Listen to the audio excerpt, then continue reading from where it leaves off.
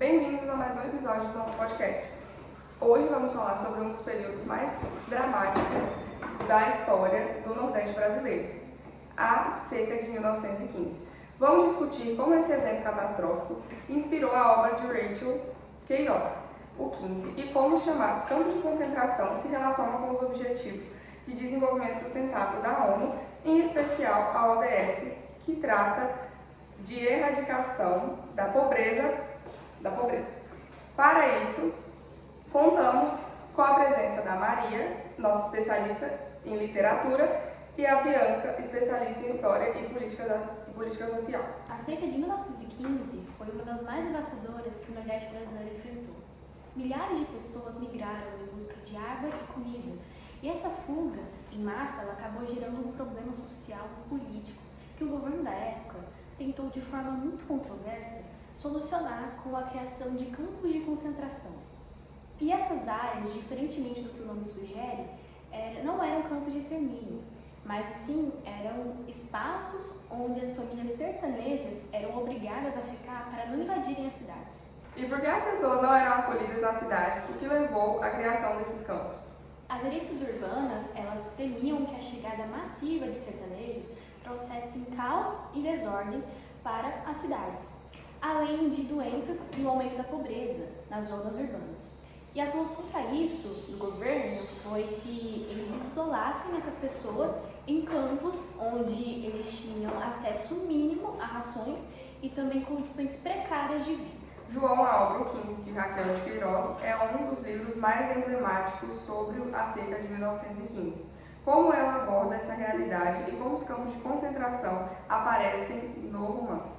Em O 15, Raquel de Queiroz nos apresenta uma narrativa que entrelaça as dificuldades da seca e a migração de famílias inteiras, como a de Chico Bento. O livro retrata de forma dramática a miséria e o sofrimento, e apesar de ela não usar diretamente o termo campo de concentração, a ideia de confinar sertanejos e as dificuldades enfrentadas nessas áreas de concentração estão implícitas em cenas de deslocamento e de tentativa de sobrevivência dos personagens. Ela revela o contraste entre a luta por sobrevivência no sertão e a indiferença das elites urbanas. E o que você acha que Raquel queria destacar com essa obra? É uma crítica social? Sem dúvidas, Raquel de Queiroz nasceu no Ceará e viveu de perto os efeitos da seca. Sua obra faz uma crítica à injustiça social, à desigualdade e à falta de políticas públicas eficientes para lidar com as crises cíclicas do Nordeste. Agora vamos trazer essa discussão para o presente. Bianca, como o que aconteceu em 1915 se relaciona com o Objetivo de Desenvolvimento Sustentável 1, que visa erradicar a pobreza em todas as suas formas? O ODS-1 ele está diretamente ligado ao que ocorreu no Nordeste em 1915 e que ainda hoje vemos em outras partes do Brasil e do mundo. A seca de 1915 evidenciou a vulnerabilidade de populações empobrecidas que dependem de políticas públicas e ações governamentais para sobreviver.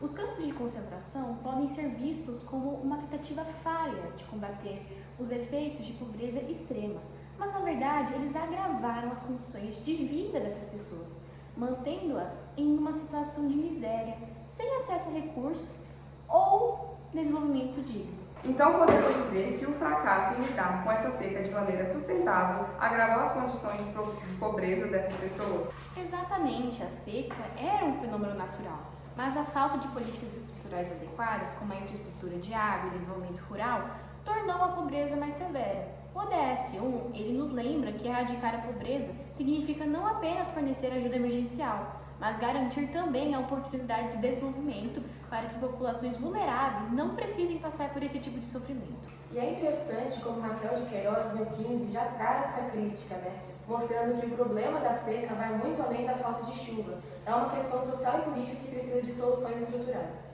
Muito obrigada, Bianca e Maria, por essas reflexões tão ricas. Acho que conseguimos traçar uma linha clara entre o passado e o presente, mostrando como eventos como a seca de 1915 ainda ecoam em nossas discussões sobre a erradicação da pobreza.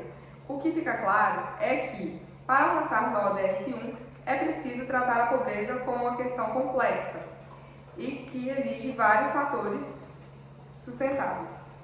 Isso mesmo, Ana.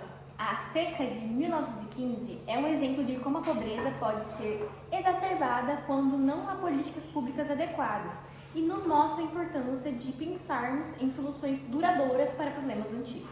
E a literatura, como 15, nos permite revisitar essas questões e refletir sobre como podemos fazer diferente no futuro. Então é isso, pessoal. Nos vemos no próximo episódio. Até lá!